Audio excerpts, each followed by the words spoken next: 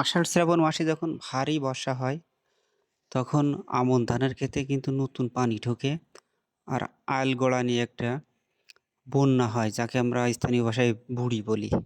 তো এই সময় নতুন পানি পেয়ে মাছগুলো সব দিশেহারা হয়ে যায়, এদিক ওদিক ছুটতে থাকে। কৃষক এ সময় কারেন্ট জাল ধান খেতে বিছিয়ে দেয়, আর এর ফলে কি হয়, দেশি জাতীয় যে মাছগুলো সেগুলো জালে এসে আটকা পড়ে। আর এখানে দেখতে পাচ্ছেন কৃষক মনের আনন্দে জাল থেকে মাছ ছাড়াচ্ছে। দেশি মাছ বিশেষ করে ট্যাংরা, বাইম, টাকি, শিং, পুঁটি এইসব জাতীয় মাছ কারেন্ট জালে আটকা পড়ে। আর এই মাছ কাঁচা ঝাল, পেঁয়াজ কাটা আর রসুন দিয়ে চচ্চড়ি করলে কী যে কায়দা লাগে সে কথা আর বলতে।